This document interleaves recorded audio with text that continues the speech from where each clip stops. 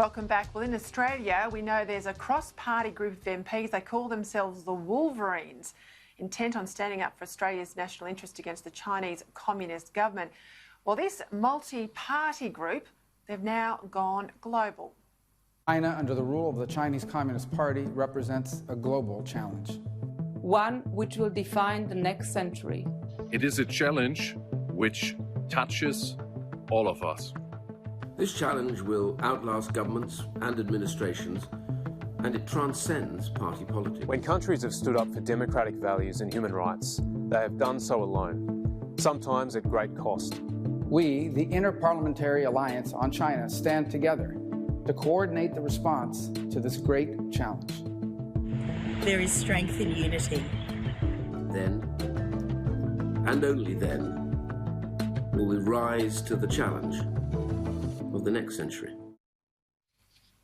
There you go. This is big news, and it's also very powerful commentary and language you just saw then from MPs and leaders around the world. Let's bring in Rowan Dean, host of Outsiders, for his reaction to that.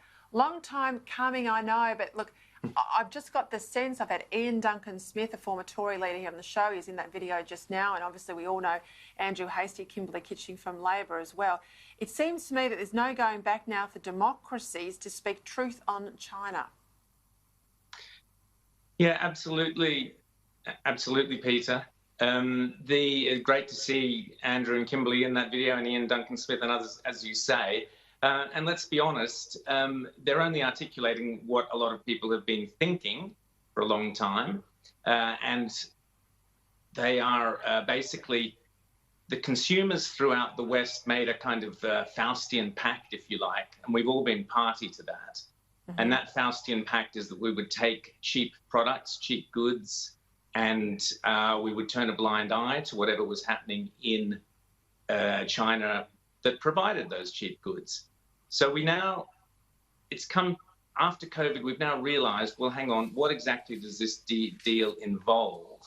And it involves everything from the cost of labour in China, which arguably in certain cases could be labelled slave labour, all the way through to the quality of the goods. We've accepted that trade-off because we've wanted, cheap things. We've wanted goods that are a few dollars less than the alternatives. And that has come at a huge price. We're now realising, well, maybe that was the wrong deal. Maybe that Faustian deal was not the best thing in our interest, because over the last couple of decades, we've traded away so much industry, manufacturing, and all sorts of skill sets that we've allowed to just disappear off to China. And now we're sitting here with China being quite belligerent towards us in certain cases, threatening to block our trade and so on. And we're realising, oops, maybe that wasn't such a great deal after all. But we do, as consumers, have the ability to change it, Peter. Yeah, it's jobs and it's trade skills. It's all those things too. It's not just a university course that gives you a nothing sort of outcome at the end and you're just another one in a battery hen in an office somewhere. We've lost all of those jobs on the tools, real jobs that, the name of what you did, electrician or whatever, meant what you did. It wasn't made up and fake.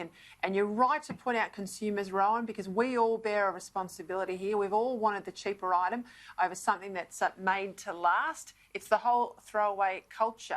And of course, it's been hit with us too, and high energy costs. That and Australian consumer preferences have meant a lot of our manufacturers have gone out the back door. Now, if we say out of COVID, things must change, that we've used this time where we've shut down the economy to rethink the sort of Australia we want, and we've got to actually follow through with that, not just have cheap words a couple of weeks ago and let that all go.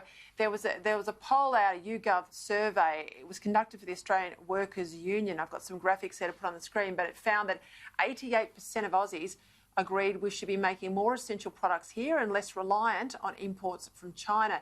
82% of Australians think the government should be using more Australian-made products when building infrastructure, even if it costs more and it'll cost more to the taxpayer. And 68% say the pandemic has made them more likely to consider, that's 2/3, buying Australian products. And there's also been a 300% increase in traffic to the Australian-made website. Do you reckon we can turn this around, Rowan, or will we just move on to the next crisis when we're through the worst of this?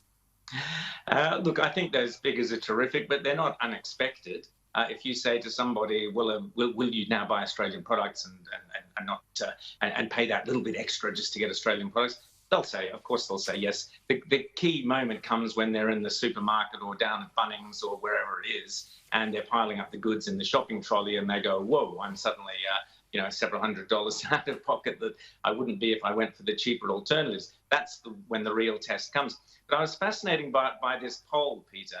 It was done, as you said, by the AWU, by the Australian Workers' Union.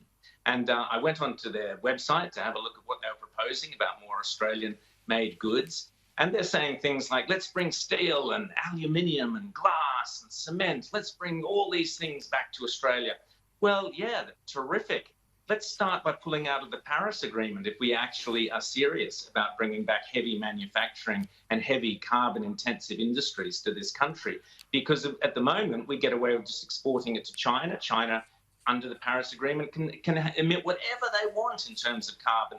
Aluminium, for example, we've almost lost our aluminium smelting abilities simply because of carbon emissions and simply because you need cheap, reliable energy, which can only ever come from coal or nuclear if you were to compete with China. So let's first of all, I was thrilled actually, Peter, when I went on the AWU website, not something I often do, I must confess, go on a union website, there was no mention of climate change anywhere on that website. So maybe even the unions are beginning to realise, whoa, it's time to change. Well, I think the right and the AWU and what I'd call sensible unions, the right of the Labor Party, people like Joel Fitzgibbon have been mugged by the reality that the community are not with them. And if they want jobs for the traditional Labor voter and keeping alive suburbs and towns, they've got to fix this, they've got to fix it fast. And of course, we might end the farce too of China being considered a developing nation for the purposes of that Paris Agreement. Got to leave it there. As always, a bit of Friday common sense from you. Good luck with The Spectator. What's on the front this week? We've got a cover there I can have a look at. Yeah, we've got there's lots of a terrific article by Rebecca Weiser about the hydroxychloroquine. So you must read that. There's a lot going on there. It's a big story. We'll get into all of that. Thanks, Rodney, Thanks, as Peter. always.